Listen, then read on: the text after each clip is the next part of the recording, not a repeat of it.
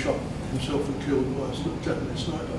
So Duncan Menzies was given an MC posthumously with the help of Ferguson pushing on his behalf, and I think Ferguson named his son after him later. So there was quite a close relationship there, family and otherwise. So that's the story as I know it. Staying It's in the book. Oh, Anthony. Question for Andrew. Did the Australian Army actually formally attach any soldiers to, particularly officers, to the British Army in Burma? Were there any actual AIF officers on attachment? Yeah, there's a couple of examples, but not for long periods, just short periods. There was a training officer, a Brigadier Lloyd, I think it was, Colonel Lloyd at that time maybe, who was sent over on a training mission for 6 or 7 months. There was an exchange of information between the British Indian Army and the Australian Army about jungle warfare. And about 50 officers, in fact exactly 50 officers from the Indian Army came to Australia, went to New Guinea and in the front lines to get experience and then did a trip, one of whom was an Australian. And similarly the Australians went over there, some of them to train impart their knowledge about jungle fighting to the Indian officers. There were also some, as I mentioned earlier, there were some logistics officers that were there pretty well right through the war in logistics positions, and they were still administered by the AIF. And there were one or two, there were odd sods, like people that weren't in a unit, but they were doing specific tasks, like some engineers that were attached to the Eastern Command's chief engineer, who'd known them in Syria and asked for them in particular, so they were attached for a duration. But as units, no. And the officers that went there at the end of, like in 1945, these 168 officers I mentioned before, they physically joined they were discharged from the Australian Army and joined the British Indian Army. It just occurs to me, we've got Adrian Threlfall in the room, who's an expert on Australian jungle tactics. Could I bring you into the conversation and ask, is there a difference in tactics between the Australians and I think, Doug, you don't need to come to the mic, just tell us. I'm loud enough, usually. Yeah, loud enough. Yeah. I think from my reading, both sides think they know they are the experts on jungle warfare. Obviously, at the start, the British are, and the British Army, obviously after the retreat all the way back, is on the back foot, and obviously Australia's had the victory at Milne Bay, and then eventually, obviously in early '43, the defeats of the Japanese over the track and then up to the beachhead, so we can sort of claim that we have had some victories, whereas you British, you've been too busy retreating. So, yeah, and then they were one of the inclinations to send that training team across there. And then the British in return. But by 43, and once you get obviously the Arakan campaign, a few of you have touched on briefly, I think that's really the end of any Australian influence, I guess, over there. And as you said, they're only there for short periods of time. So they do help to establish the British training, their jungle training centre, and there is still liaison across the whole of the war for Canungra. I mean, Canungra, even in 44 and 45, you find Canadians and Dutch and Yanks and British and all kinds of weird people there in Canungra, training and then taking their expertise back. So there is a continuing flow of exchange of our officers and senior NCOs. So can you draw a long bow and say what the Australians had learned at Kokoda was critical in Slim and the 14th Army winning the jungle war in Burma? That's drawing rather a long bow. There goes that book, Anne. There goes that book. I mean, obviously the quote that's used all the time is Slim saying that we must remember that it was the Australians who first defeated the Japanese on land. He was Governor General at the time, though. He was Governor General at the time, so he was preaching to the converted and knowing his audience. There was a Lethbridge visit by Brigadier Lethbridge, Brigadier. Later became Slim's Chief of Staff, and he came to Australia and went to India from Australia and made the comment that Australians had all the experience and the knowledge. But what had happened, of course, in India was when Auchinleck was pushed out back to India, he became responsible for training the Indian Army. And of course, in that period, from 43 to 45, the Indian Army completely transformed. From the old British style of tactics, which failed so dismally in the first Arakan campaign, to a punchy fighting force, combined arms, bang. And so there was a terrific quality change, and it wasn't due, unfortunately, to just our Australian. Carl. Thanks, Peter. More of a comment. So just to follow on from that, there were a small number of Australians who were from AIF staff officers who were then seconded over to SE Southeast Asian Command.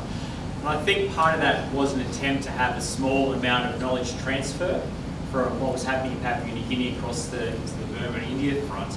But the numbers are very small, and it's also very difficult to prove any cause and effect beyond just an observation of this thing may have occurred. But it also reflects the wider, because in some, like, we're focusing on Burma and India today, obviously, but what was happening in this theatre is also going across the Mediterranean and European theatre of operations as well. So we do have Australian, and that's why there's a number of Australian AIF officers attached to the British formations in Normandy. You have Australians across the Mediterranean. So this is, in some ways, quite helpful to look at a specific case study, but also sometimes too should think about the wider context. There were 50 Australian officers who went to India to do a tour like their officers came to New Guinea and so on.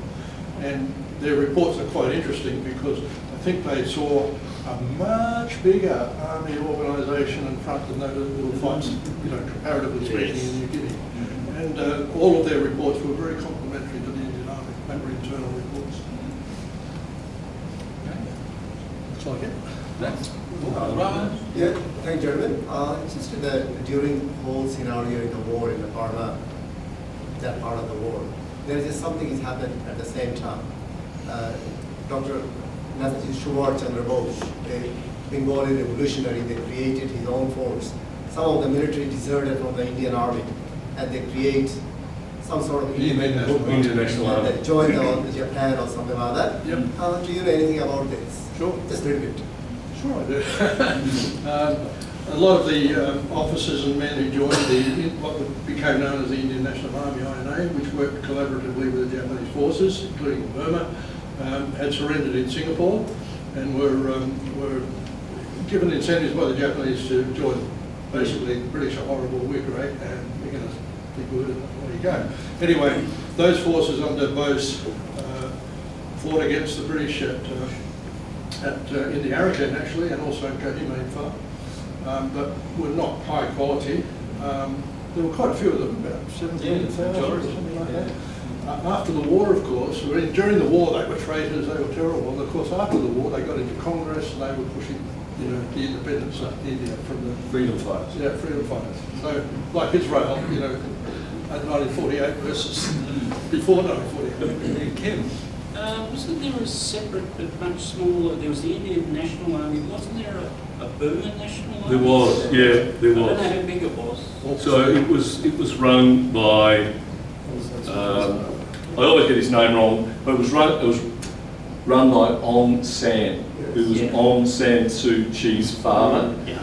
Later on in the POW talk, you'll hear more about them. I won't tell you more. You won't bother look. Okay. Any more for any more? That's it. Okay. No, can I ask one? Sorry. I always have a reserved question. You mentioned that 300 Australian aircrew died out of 1,200 or so. That's 25%. How does that compare with other theatres and other parts of the RAF sport? Yeah. No. Yeah. We did the Air Force chapter together, so we've come up with the number of 320, but I personally think it's higher.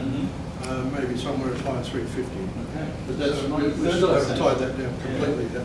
And it was a high casualty rate. Most of those, of course, didn't die in combat. They died in bad weather and crashes and the usual incidents.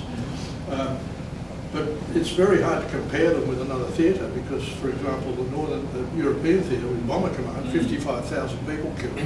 There's just no comparison. You know, the size, you know, in Burma, probably the biggest liberator bombing thing ever was when the Yanks and the Brits and the RAF, including Australians, were joining together on joint raids, and they might have 16 liberators, 24 liberators at max. Whereas in Europe, of course, they're doing 1,000 bomber runs. So I don't know about Southwest Pacific area. I don't know if anyone can throw any light on that. Maybe Mark Johnson's time. Yeah, it's a pity. Yeah. We think by the end of the war that the RAF had about 100,000 personnel in the theatre. So if Australia's got about 1,300 airmen, you can do the maths from there. It's Saturday afternoon. I can't do the maths, but you can see, I guess, comparatively speaking. Yeah, can I also assume, in terms of the Australian casualty rate, you talk about plane crashes and non-combat deaths, illness, I assume illness and disease. So also. illness, not much of that. Disease, the wonderful book in the War Memorial, which I didn't go into, goes into great detail about exactly which part of the body was burnt or cut off or damaged or whatever as the case may be. There doesn't appear to be a lot of malaria or illness in that regard, but certainly a lot go missing. The jungle swallowed them up, that sort of thing. And of course, if you've got a Liberator bomber, the casualty rate's very different to just some little Spitfire. There's some amazing stories of rescues out there. So think Piper Cherokee, tiny little plane, and there were small planes at the end or towards the end that they were using, observer planes, but they were flying in and out, landing behind the lines, loading in one wounded soldier at a time and flying. It saved hundreds of people, and again, Australians were heavily involved in that. That's the moment to stop. Can I say that that's been a very interesting session. Thank you very much, gentlemen. Thank you, audience. Everybody should clap.